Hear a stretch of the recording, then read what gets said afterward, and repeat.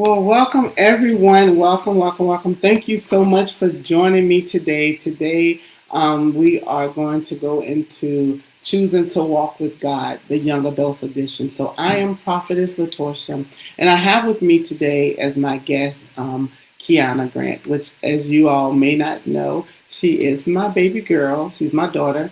And so I just thought it would be really, cool to have her on because she is navigating through what it is to walk with God. And so, Kiana, just tell the people a little bit about yourself, who you are, whatever you want the people to know, and then we'll jump right into the questions. Hi, hello.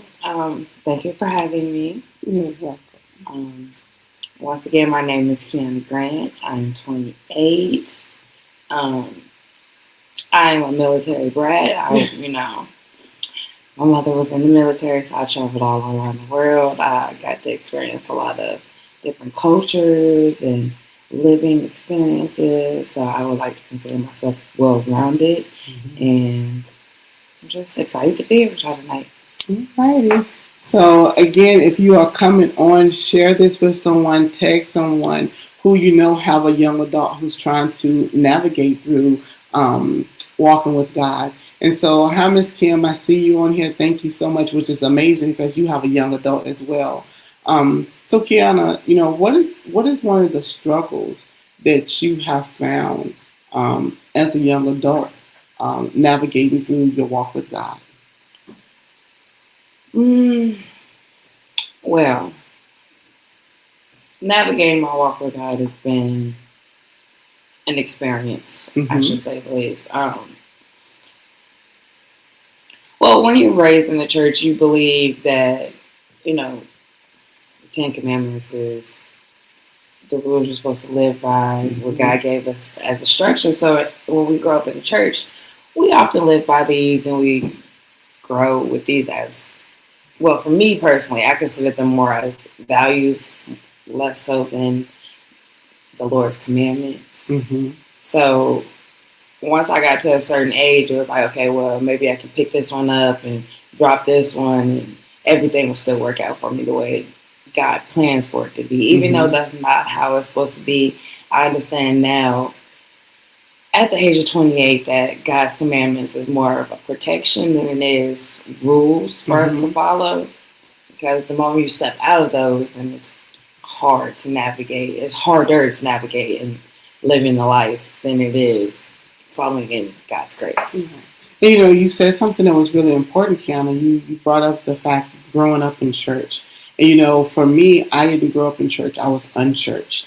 But because I was in church by the time you was born, you was a part of the church, a part of me staying there, a part of me, always having something to do within ministry. And I noticed that when you got when you got a chance, you kind of try to figure out your way. You try to navigate your way because you've been in such a structure growing up that now I have a little bit of freedom. How do I maneuver in that freedom? So what caused you to stray away a little bit and then find your way back?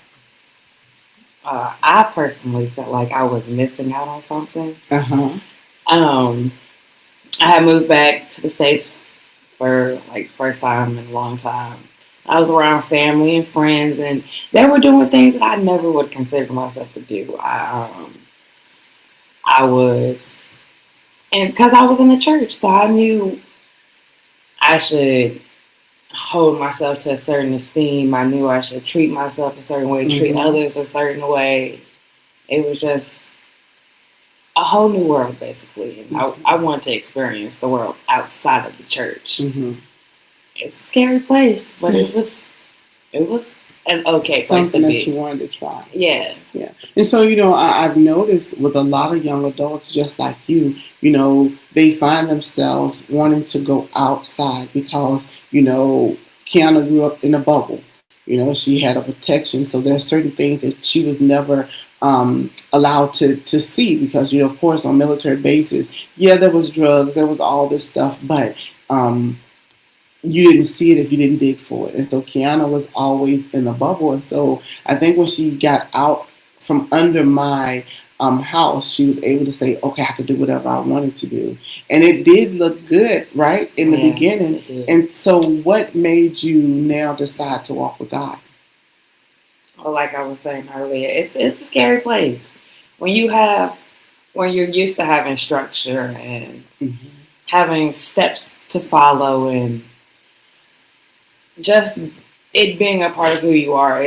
It feels different being outside of God's will. It feels different wanting to explore something that I've never been a part of that I don't know how to navigate. Right. So while I'm out there trying to navigate it, I feel like I'm failing miserably, and this is not where I'm supposed to be. I'm supposed to be in God's will, but I know this where I am currently is not in God's will. So I need to sit down, take some time, recuperate, and get back into my Bible really because I hadn't been reading the Bible at that time.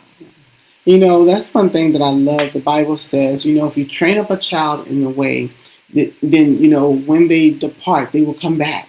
And that's what I love about it. When we instill in you who God is, how to walk with God, there's a part of you that's always yearning to come back. You may not even understand what the yearn is. You may not understand what the draw is, but wait, this is not. I don't feel comfortable. I can't navigate. This thing called life. I just need to go back into my bubble. And so, but once your bubble is popped, how do you now?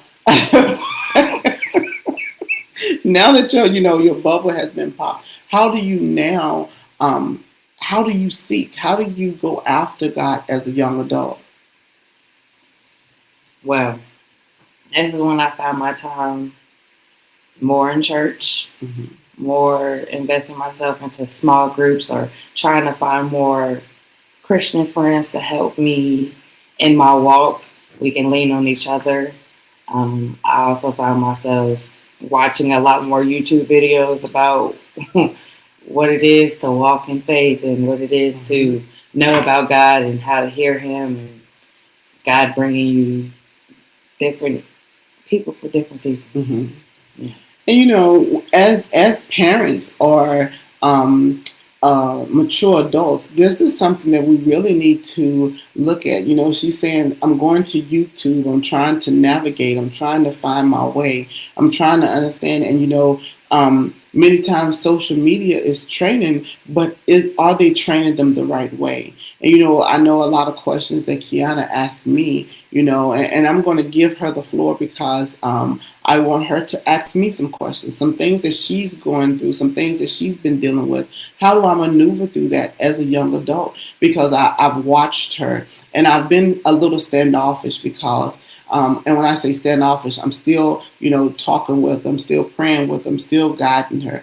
But I want her to find her path. I want her to find her own stride. And many times I think, we move them from children's church until young adult, but yet they're uncomfortable as a young adult and they're too old to be in children's church, and there's a gap in between that they sometimes fall by the wayside because we don't have that transition period for them to be able to, now they don't have to do the coloring books in children's church. How do they now bridge the gap into being a young adult? And I think that's something that we have to, work on a little bit better. What do you think, Kiana? I agree. Because there's a lot of topics that don't get touched in children's ministry pertaining to life. Mm-hmm. And once you move to young adult, it's just like real specific things that they're teaching you, but not all of the things that should be learned in the middle, in the transition, in the process of creating new connections. Mm-hmm. Really. So how do you, if you can, how do we bridge that gap? What do you think would help you to in your walk now, even where you are right now? What could we do as mature adults that will help you in your walk with God? Well, for me personally, I know sometimes I want like a mentor, someone close in age but not too far away in age, where it's that little sweet spot where you can talk to me and relate to me, but you can also teach me a good lesson about life. Mm-hmm. And the circumstances and events that might arise throughout life, and how to navigate relationships and other kinds of interactions with other people. Hmm. I think for me, Yeah, that's really good, and that's something that we, as mature adults, as leaders, we need to really look at. Where do we have the mentorship programs? Do we have young adult mentorship program where it's not we're teaching them life skills, we're teaching them how to balance the checkbooks, how to maneuver in relationship, and I don't see a lot of that happening nowadays. Kiana, what do you think? not at all. I mean, we touched on it my senior year for maybe a semester in a a planned class. I can't Hmm. remember what class was called, but it was only a semester long, and we just briefly touched it. But inside the church, I don't think we've ever talked about budgeting. I don't think we ever talked about. I never had anybody talk to me about writing a check, but I've never even had to write a check before either. So it's Right. just like it's these little fine lines of ebbs and flows of things that are changing in life, and people that have experienced the change versus people that haven't even experienced the change at all. And that is a good point, because if we're teaching you how to budget, or we're telling you how to follow your checkbook, many young adults, they're like, "What's a checkbook? I got a debit card. I don't know what a checkbook is." And so those are some things that we really have to look at. So for those that are watching, what are some of the things that you have noticed with young adults that you have interacted with? I see, Miss Kim was talking about her prayers to keep our children in the kingdom of God. And we really have to take that time to pray with our children, to pray over our children. I even told Kiana, if they never understand the love of Christ, it's hard for them to fall in love with Christ, Right. you know? And so, Kiana, what are some of the questions that you want to ask me? Questions that I would like to ask you are, well, let's just start with, I work a full time job. Mm-hmm. I work 10 hours a day, Mm-hmm. and then we consider the fact that I sleep for 6 to 8 hours that we're supposed to get. Mm-hmm. How do you find time to sit and really sit and talk to God and pray? So I think sometimes we look at it as, that it has to be a structured thing. It's not about the structure, it's about the intention. And that's a big difference. If I know that I have to work these hours, and I can't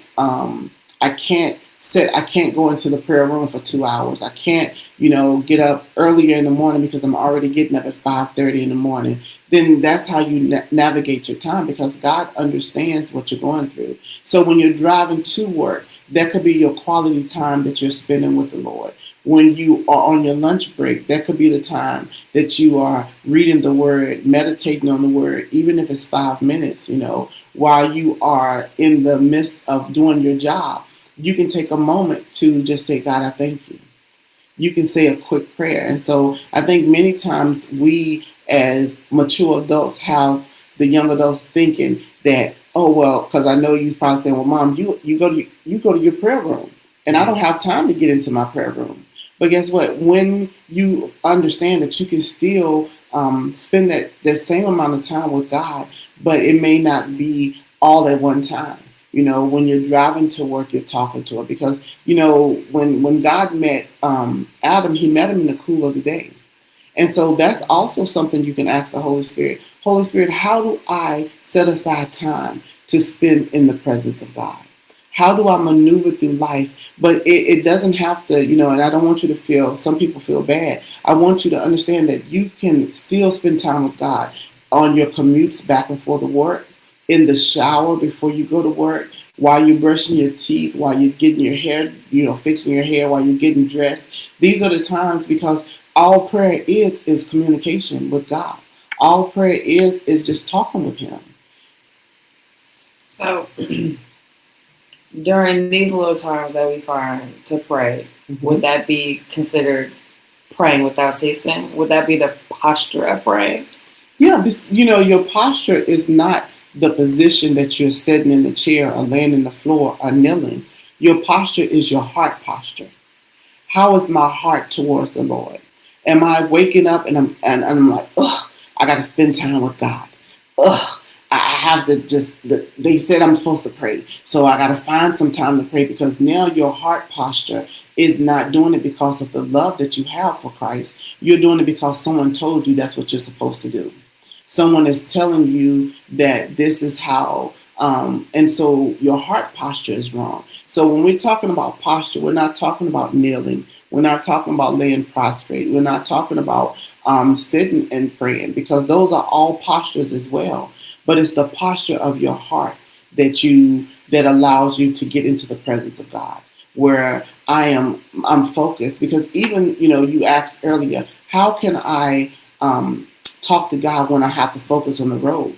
But it's just like when me and you are riding in the car together, you know, and you're driving and I'm talking to you and we are interacting and having conversations. So although you can hear me audible, there's going to be a time when you will learn to hear the voice of God. It will be something almost like a thought that comes across, because it won't come across audible like you hear me now. It'll come across as a thought, because it's your own voice that the Holy Spirit is using to speak to you. Mm, okay, that makes sense.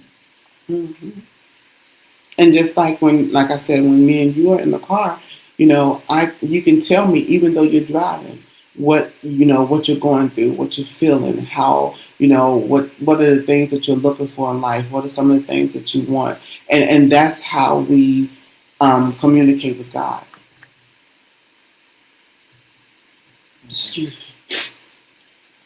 Um, any other questions you have? We looking at some of the comments on Facebook, and it says, Miss Ann said, it's not even the length that you spend talking to God. You can be talking to Him at different times of the day, and that will also add up to a certain amount of time that you spend with Him. And Miss Kim said, the more you talk with God, the more you will have a desire to spend more time with Him. Trust me, you will make time for Him. And that's so important. And I'm glad that you said that, Miss Kim, because it's almost like a relationship. So let's talk about like your relationship with your boyfriend. You want to spend time with him. You want to talk with him. You want to communicate with him. Why? Because you have a love for him. And because you have that love, now you want to talk to him. You want to spend time with him. You want to always be in his presence. Well, when you start getting into and falling in love with Jesus, that's what you want to do.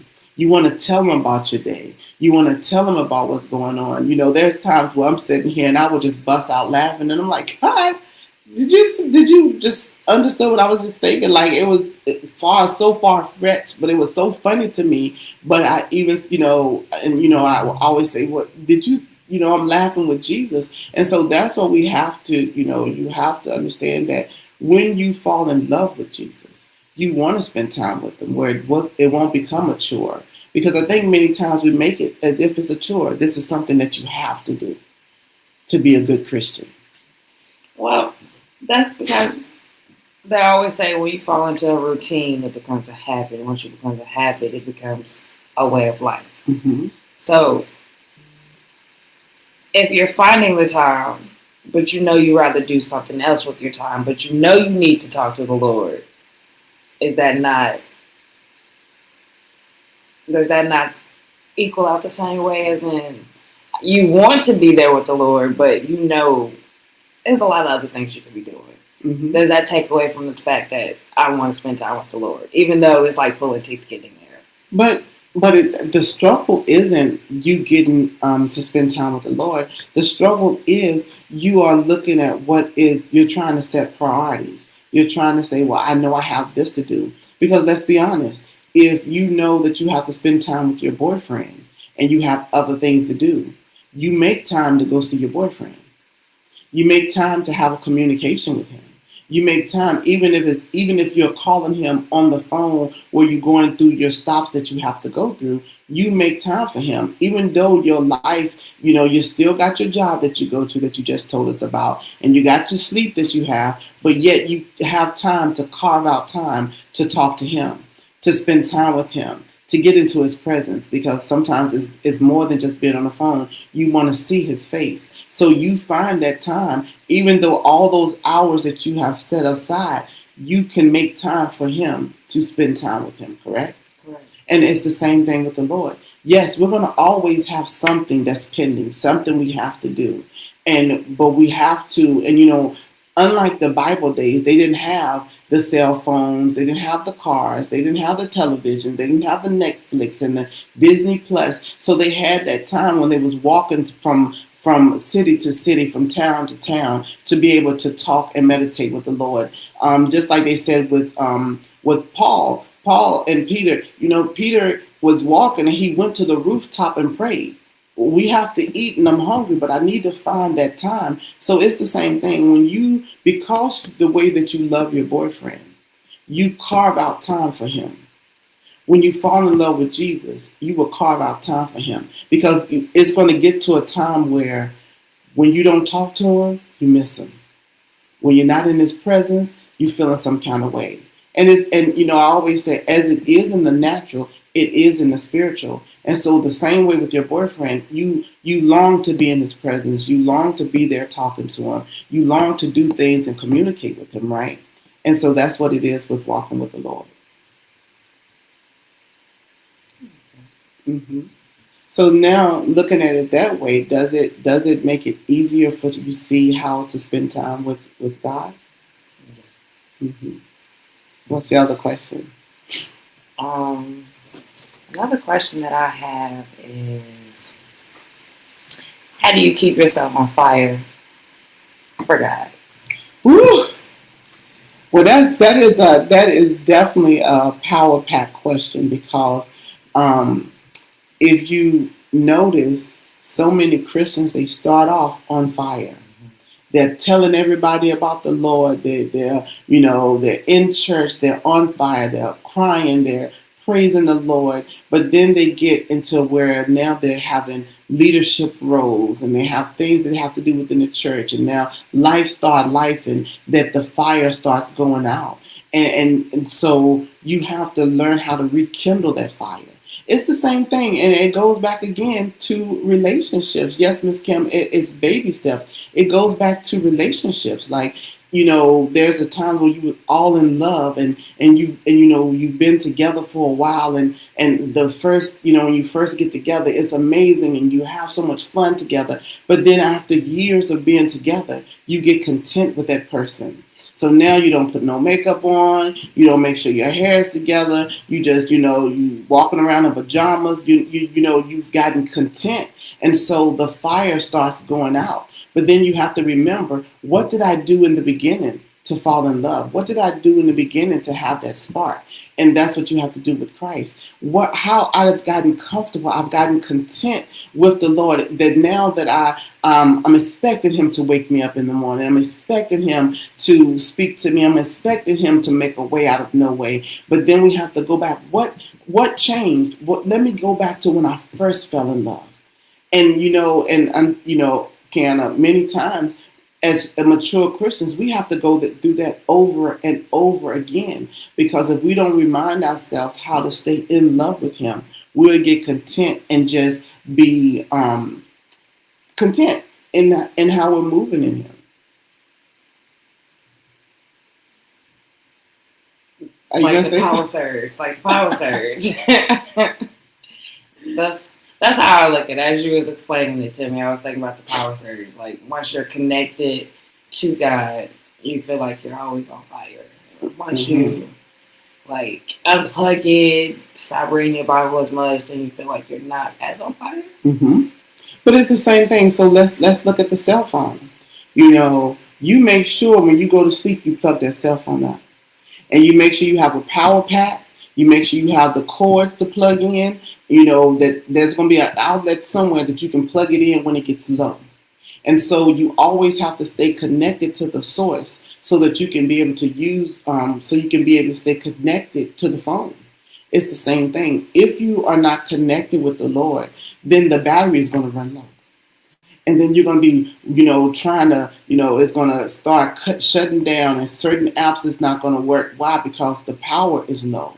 And it's the same thing with you as a Christian. If you're not connected to the source and you're not spending time staying connected, your power source is going to get low. And then there's going to be things that's going to start shutting down. You're not going to be as excited. You're going to start looking at, why do I have to get up and go to church? I can just look at it on YouTube, or I can look at it on live. Why do I need to get in the presence? Why do I need to be in the building? Because there's something about when we gather together as a collective body in Christ, there's a difference of a feeling, that you get. But if you never stay connected to the source, you're going to always, there's going to be certain things that you're going to overlook because you're not going to do it. Why? Because your battery is low. That makes sense. Mm-hmm. And Ms. Kim said, yes, you have to be activated. You have to activate God daily. And so let me ask you a question, Kiana. When you get to that place where you feel disconnected, how do you know? How do you reconnect? What are some of the things that you do to reconnect when life starts lifing? I try to find myself studying my Bible, Mm-hmm. pushing myself to church, Mm-hmm. because a lot of times it's more like I know I need to be in church, but I can't catch it online. Mm-hmm. So it's a push to get there. But once I get in there and I continue to go in there and I socialize, then I realize this is where I need to be, and it slowly starts to reconnect. Mm-hmm. I think a lot of people don't understand that, we have no problems getting up to go to the job because the job is going to pay us. We have no problems making sure, no matter how tired we are, we still make it to church. We still get up and make it to work because we know we're going to get paid. But we look at God as something to do on the weekend, just a box to check, when actually it's even more important, because if He doesn't wake you up and give you breath in your lungs, you're not going to make it to the job to get the money. If you don't have function of your limbs, you're not going to be able to go to the job, because those are the new mercies that He gives to you daily. And so I think people look at it as put God as He's less than the job, because the job is paying me money. But yet, Jesus gave His life so that we can be reconciled with God. So, He thought we was worth dying for, Kiana. And so many times we look at it and we look at, well, I'm not getting paid. Oh, well, this is my only day off. But if we understand the connection, that's what keeps the fire going. That's what keeps the things that you have. That keeps that burn, because that yearning. I just want to get around like-minded people. And you said it, as a young adult, you want to have that mentor. But guess where you're going to find that mentor? In those church walls. Mm-hmm. I mean, that's only if the church provides it. Yeah. I mean, because a lot of times people come to church, and then leave. Mm-hmm. I've been to a couple churches when that's all there is. After church is over, I see you outside and say, hey, and keep moving. That's about it. Mm-hmm. So if the church provides it, then yes, that's a good place for you to have it. A good place for it to be a good mentorship. But that doesn't always mean it's provided. But one of the things that I do want you to understand, that the church is also a hospital. That there are broken people that come through the walls, come through the doors of the church, that are looking to be healed, that are looking to get peace in their mind. So, you have to make sure that you secure your relationship with Christ first, because you may not, it may not be a mentor in the church. It may be a program that they have within the community that will be able to be a mentor. And even talking to you now, I'm thinking how can I set up a mentorship program? Because and you're not the only young adult that has said it. And so, I'm going to look at what can I do to start a young adult mentorship. And I may not have, be able to lead it, but how do I find like-minded people who can lead it? How can I look around and see who's ready to step in that position? But I want you to I don't want you to also look at what, that they may not have what you need in the church, because everyone that comes in, they have to get to a certain place in God. My life is life, and like you said, so I come in for peace. Some people may just come in because that's the only safe place that they have. So they're sitting in the building, but they're not really focused on Christ, because I just need a moment to catch my breath. And this is a safe place. And so, we have to make sure that church is a safe place for people, but we also have to make sure it's a place where people can learn and can grow. Yeah. I was waiting for you to ask another question. um, Yes. I don't think. And so, like Miss Kim was saying, we have people who truly love you and want the best for you. And many times in church, even though the hustle and the bustle gets a lot, especially for leaders, we still want the best for you. We sit down to find out how can, we was just in the meeting last night. How can we get the small groups together? How do we maneuver so the small groups can be effective? Because there's no need of having a group of people coming together and everybody don't know how to study the Bible and everybody don't know how to pray. And so, with the church being new, that, we have to do some maneuvering. But, so maybe I'm going to have to train Kiana up to be that young adult leader so she can step in and learn how to teach. Sound like a plan? Yeah, it's coming soon. Coming soon. Working on it. Working on it. Yeah. But Kiana, one thing that I want you to understand as a young adult, if I can just put my heart out there, I wish I would have fallen in love with Jesus at your age. Because many of the things and decisions that I made is because I was unchurched and I was trying to find my way and navigate my way through life. And it was difficult. I wish I had a me in my life that say, hey, you can do it. Keep going. Yes, you may fall, you may stumble, but you know what? Don't look at what you've gone through. Don't look at your shame. As when you ask for forgiveness, God has throw it in the sea of forgetfulness. But we have to remind ourselves that we are a new creation. And I think sometimes that's hard, because when we look at our life and we look at the things we've gone through, how can God use me?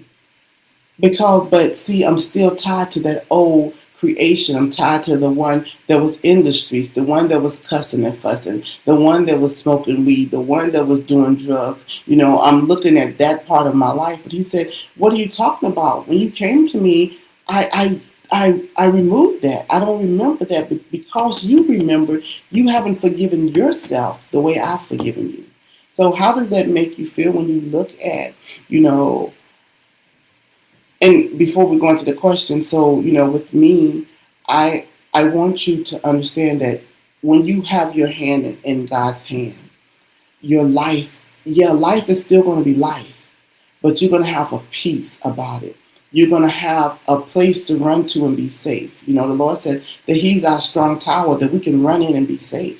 If I'm not here, if you can't get in touch with anyone, there's a line that's never busy. There's a line that He's going to always pick up, that you can tell Him, this is what I'm going through, God. This is the pain that I'm dealing with. This is the confusion. This is the things that I'm dealing with. And guess what? And what I love about Him, He always sends someone your way. Now, they may not even knock on your door, but He's dropped your name in that spirit, so they're praying for you. And then you feel a relief and you don't know why when you've been so troubled, and it's because of your walk with God. So I really want you to understand that, because, as we are maneuvering as a young adult, you're going to face things that I never had to face. The way social media is now, the way that you're always comparing yourself to other people and comparing yourself to, I should have this amount of money, and I should be at this place, and I should be married by now, and I should have a child by now, and I should have this fancy house by now. And so right now the world is making you a comparison and you're looking at yourself judged on everyone else. But if you take time to understand, How many pictures did you have to take before you posted the perfect picture? But so that's what the people that you see on social media, they had to go through some edits. They had to go through some filters so that they can be able to be presentable. But guess what? God is your filter. He's the one that's going to make you,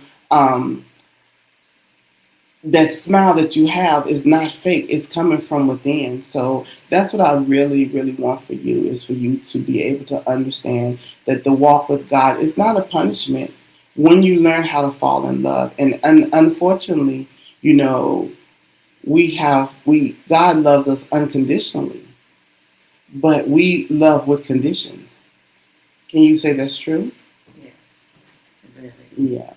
And so we've never really had a life without conditions. Let me see. Do I have any other questions for Kiana? If you guys have any questions for me or for Kiana, put it in the comments. And we would definitely answer the questions. Kiana, how do you protect your peace and your mental health while staying connected to God? That's a good question. It is a really good question.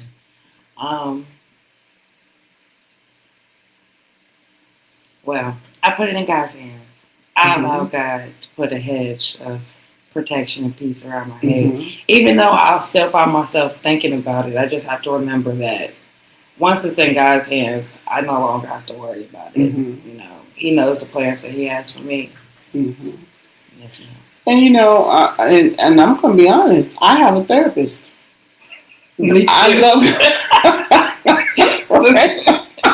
I love God, and I know that He has a plan for my life, and I know He's put a hedge of protection around me. But for my mental health, you know, there's things that I've dealt with in the military, and there's things that you've dealt with in life that I've prayed about it, but now I need direction on how to maneuver. And you know, and so you know, I saw you trying to cut around it. You didn't want to say it. So I don't mind saying, you know, because of the therapist that I have, that I'm able to now be more present. I'm able to now understand how to maneuver through the things that I can't really talk to people about, because unfortunately, you know, sometimes when you take things to the church, it's always a demon. No, I'm just sad. Like, this is not a demon. I'm sad. I'm dealing with PTSD. I'm dealing with life. And so, you know, we have to stop demonizing everything, so that, you know, because that's how people never heal. They are walking around in this brokenness. And so, you know, I'm always talking about the mask, Kiana. You know, why is it that young adults walk around with the mask on? And they feel like they can't really be themselves in church. Because we're supposed to be a certain way within the church. We're supposed to be a vital part to the church. How can we really be who we are? You know, that doesn't necessarily come into alignment with what God wants us to be or who the church wants us to be. Because, you know, many times, and that's because some churches move in religion. You got to have your skirt to your ankles. You got to have, you know, this on. You gotta look this way. You can't have bright makeup on. You can't have lipstick on. You know, if you got red lipstick, you're a Jezebel. Oh, if you got makeup on, you're a harlot. You know, and there's so many rules. You know, maybe I want to put my ripped jeans on today with just a t-shirt and some Tim boots, because that's what I feel like doing. What? Well, I'm not me, but. Kind of look, because, you know, I'm so girly. I mean, I'll put some Timbs on, but I probably won't go out the house in them. And, you know, and so, you know, and I think that's what's keeping the young adults from really flocking to the church, because they are really dealing with life, and they're dealing with life issues, but it's almost like they can't be themselves in the church. They can't have on, you know, the ripped jeans, the sagging jeans, you know, the little outfits or whatever they have on. So, you know, how can we help you guys, Kiana, feel more comfortable coming to church? I guess just be open, inviting. Let them know that it's okay to be themselves, that they are loved no matter what, that there's always a place for you if you need it, whenever you need it, because eventually you will need it. Executive pastor just asked a good question to Miss Kiana. And she said, Miss Kiana, do you feel pressure to be like your mom? Pressure, no. But expectation, I feel like, yes. Everybody likes to remind me that, I have big steps to fill and that being up under her, I'm going to be more powerful. I'm going to be more connected. And it's unnerving, I should say. And Kiana, I apologize for you feeling that way because you are powerful now. But, I never want you to feel like you have to fulfill my shoes. Mm. I never want you to feel like you have to step into, and everyone, because everyone knows me, they look at you and they say, oh, that's LaTorsha's daughter. That's LaTorsha's daughter. But, I just want you to find your way. Your way may, what God has for you to do may be similar to what I'm doing, but you have your own group of people that you're going to be with. So even though you may walk as a prophetess, even though you may walk as a pastor or as a teacher or as a leader, God is going to have the people that's going to be connected to you that you're going to be able to talk to, because it's going to pretty much be your life. Like, you're going to talk to people that has dealt with the same things that you have dealt with. I'm called to women who deal with trauma, who deal with imposter syndrome, who have the mask on and say that everything is okay, but they're crumbling on the inside. Yours may be completely different. Your group of women that you will talk to or interact with is probably going to be different. And it may not just be women, it may also be young men. So, that was a good question, because she said that she's a PK, which is a pastor's kid. And when she was younger, older saints would say to her that she wanted to be like her mom. And she said she always said no. Kiana does the same thing. She said no too. So, how did you find your calling? How did you know what your specific demographic was going to be? My Lord. Because now you got me started. Listen, because, and if I have to be honest with you, your pain is going to lead you to your purpose. Mm. So the things that you have struggled with, the things that you have to overcome in life, those are the things that you're going to be able to help someone else through. So your pain points is actually your purpose points, that you're going to be able to say, oh, I see this in that person. Let me go and let her know this is how I overcame. Oh, I saw the pain in these people's eyes. Let me get to them and tell them, how I overcame. So your purpose is, if you take a moment and look at your pain points, you can see what your purpose is. Like people who have dealt with addiction, they normally go the route of helping men and women who's overcoming being an addict. Or, Ms. Kim said, the brokenhearted, God sends to me, and the ones who feel unloved. And so that tells me that there was a season in her life where she felt unloved, So your pain point is your purpose. Makes sense. Because I think so many times, go ahead, baby, I'm sorry. I was just going to say that it sounds like a field you would become diverse in. Mm-hmm. Yeah, because you had to go through the steps. You had to learn how to overcome. And you may have failed a couple of times. Like, even in the journey, you failed, you backslidden, you had, struggles that you was dealing with, but yet you realized, I overcame. And the one thing that they always say as a coach, you may not be in the place that you want to be, but you're not in the place that somebody else is. So you can be 2 steps ahead of someone and be able to coach them and guide them and lead them. Why? Because I've already gone through that season. I've already gone through that period, and so how does that make you feel? Because I think a lot of your questions is, what is my purpose? So knowing that, how does that make you feel? Is that what my questions came off as for real? Yeah. Can you repeat the question? Knowing that your purpose will come from your pain points and you've gone through it. Like, it didn't kill you, it didn't take you out. And many times our struggle is not even for us. The things that we go through It's for the person that we're going to meet on our path. So how does that make you feel that, that your purpose may be tied up in what you overcame?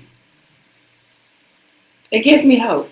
Okay. It lets me know that even though the things that I went through wasn't for a reason, because God knows the plans that He has for me and how He's going to use it, and that's just a clear evidence that He's going to use it. Yeah. Yeah.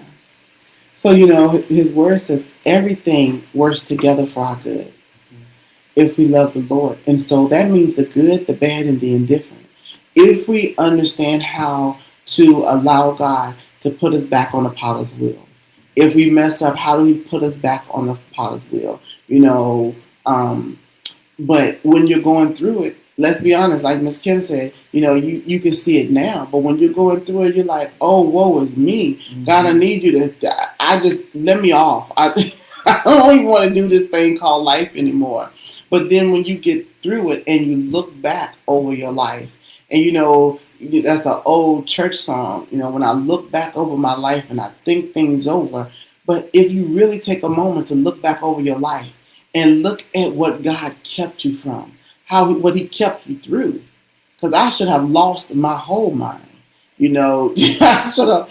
There's no way I should be sitting in the place that I'm sitting now. And so when you look back over your life, Kiana, can you see how God's hand has guided and led you to safety each time?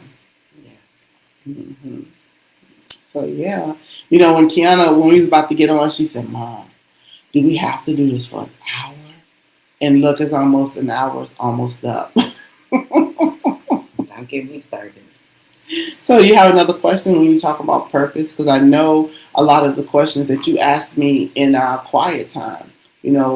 What are some of the things that you still haven't gotten the final answer that you think you wanted? At this current moment, I'm not sure. I'm not sure. Oh, well, it's okay. So how can you, as a young adult, be an example of faith in your generation?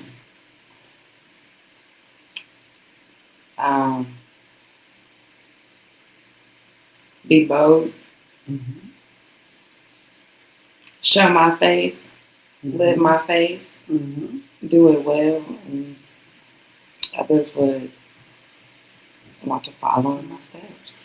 I think when people see that you are going through struggles in life, because people know your business, whether you try to keep it hush hush, whether you try to keep it on the low, somebody's gonna know something, and somebody's always watching to see how are you gonna handle this. I know that you ain't got no money in your bank account because you just asked me for $5. But yet you in church praising God. Yet you in church proclaiming how God is going to make a way where there seemed to be no way. I think we just have to keep living life. We have to keep trusting God. One of the things that I talked about on yesterday when we had the the prayer during the day. So I think I had to do 1 o'clock prayer. But one of the things the Lord laid on my heart is, we always talk about, the devil is gonna feed us a lie. The devil is gonna tell us something that's not true, and we're gonna have to be, those are things that. But what the devil is gonna bring you, he's gonna bring you fact. Fact is, I don't have any money in my bank account. Fact is, I'm sad and depressed. The fact is, my husband is cheating on me. The fact is, my boyfriend is treating me wrong. Those are facts. But we have to overcome that fact with truth. Yes, my body may be wrecked with pain, but by His stripes I'm healed. The fact is, the doctor told me that I have a diagnosis. That's not a lie. I have the diagnosis. But the truth is that by His stripes I'm healed. And so we have to, and that's why everything that we need is in the Bible. And if you know nothing else, Kiana, listen, if you got to Google it, if you got to chat GPT it, I want you to okay, these are the things that I'm going through. What are the scriptures that I can apply to it?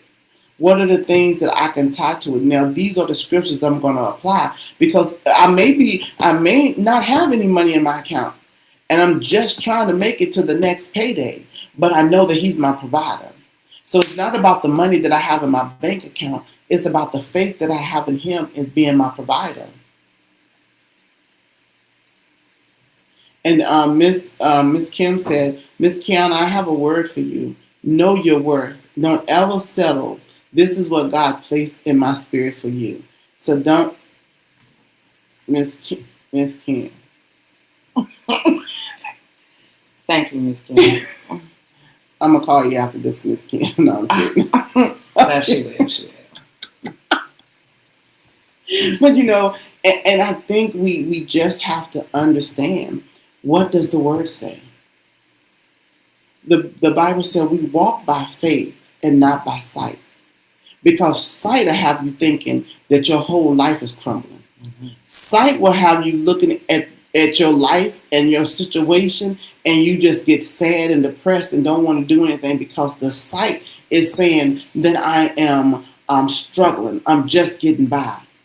But the truth of the word says that I am blessed in the city and I'm blessed in the field. The truth is, I am the head and not the tail. And that's the truth. Yes, when I look at this thing called life, can somebody let me off? Please just let me off this thing called life. But life, how do you guys say it? Life be lifing. Mm-hmm. But guess what?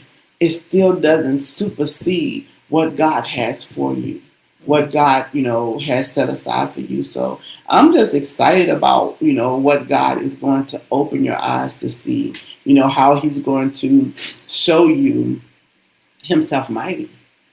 And you just have to trust Him. You have to believe. When we talked about yesterday, one of the things that I was looking at this YouTube video, and it was just so amazing. The guy said prayer is currency. And so if you don't understand the currency that you need, you're not going to ever get what you need. And so, Kiana, because you said you are Army brat and you've been all over the world, you know the different currencies.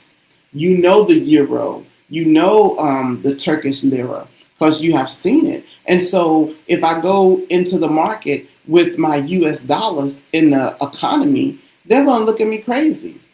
You have money, but you don't have the right money to be able to attain the thing that you need. It's the same thing with prayer. We go in before the Lord with our prayer, but we don't expect to get anything.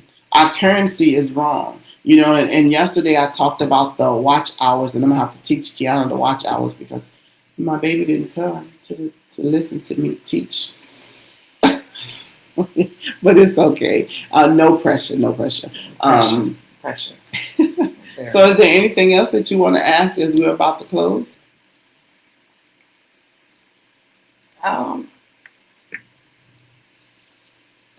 no, you covered everything about continuing faith and how to stay on fire.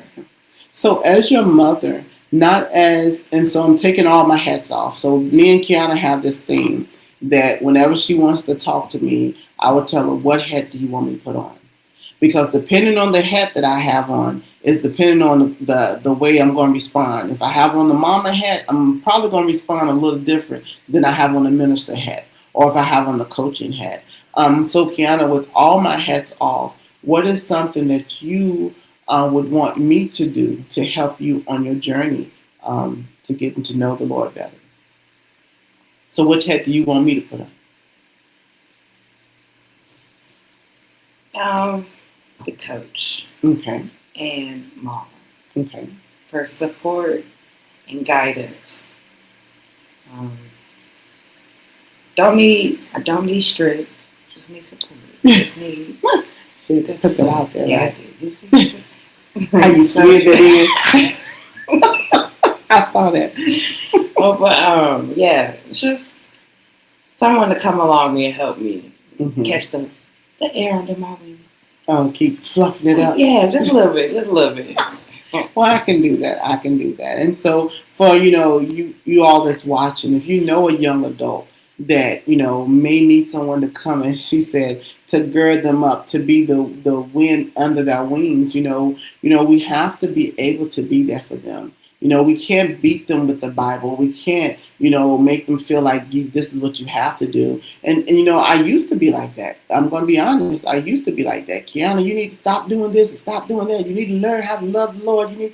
But the moment that I stepped back and I let her understand that this thing called life will take you out if you don't have a foundation. And so, I love how she, asks me questions, and she do it on the sly sometimes. She'll send me a little quick text message about something.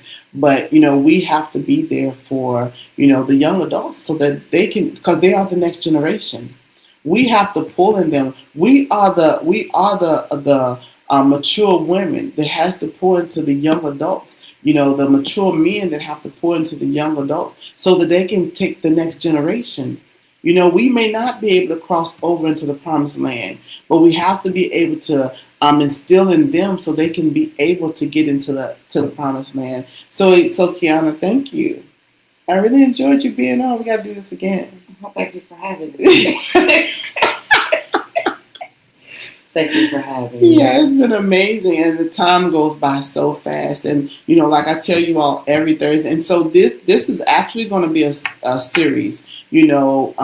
Choosing to walk with God. So I started off with the young adults, but I'm going to also get with the married couples, because walking with God as a married couple is not easy. Walking with God as a single woman is not easy. Walking with God as a leader, it's not easy. So Kiana started off the series. She didn't even know she was my starter for the series. But I think it's amazing because a lot of things came out, Kiana, that we really need to discuss and talk about. So when we get off, I want you to help me set up this mentorship. What does it look like? What do you need from it? So, huh? I said generational. Generational. So you all, like I said, every Thursday I'm here. If you need me, I'm only a text and a call away. And so thank you all so much for spending time with me and Kiana. Welcome to our home where we was, having this talk, because I hope it allowed a lot of the parents to see, a lot of the leaders who may watch or will watch, how do we maneuver and help grow up the young adults? Because listen, we can, it's easy for us to be like 2819 or, in Atlanta that has so many people that showed up for prayer, and it was more of the young adults. Why? Because he's real. And we have to be real. We have to be able to tell these young adults, listen, I didn't just put this collar on. I had to go through life. There were some ups and downs and some things that I really can't tell you. You might have to read it in my book. But it's some things that, and we have to be real with them. And they are yearning for the word, but we have to allow them to be themselves. And so I am just so excited about what Kiana is about to do. I'm so excited about all the young adults and how they're going to move. We love you too, Miss Sabrina. So you all have an amazing night, and I will see you back here next week. How you doing, Miss Crystal? So you all have an amazing night. Bye-bye.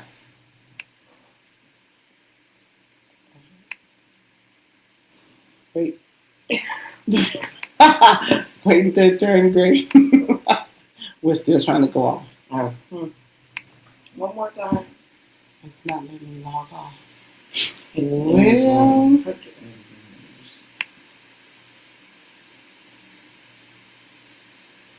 Well, I guess they want us to keep talking a little bit more because they won't let me log off. I don't know what to do.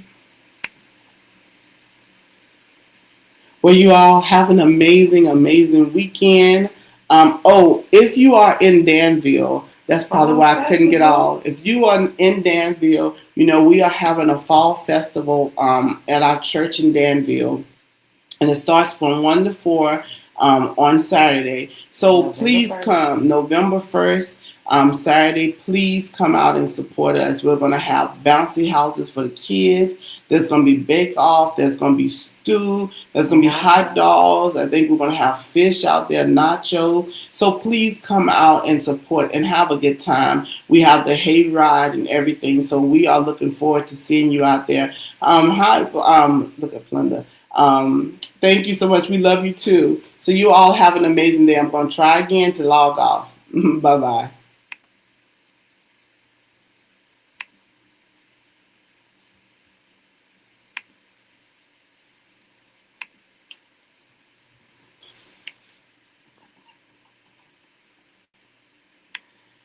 Yeah, I don't know what to do. Here we go. Here we go.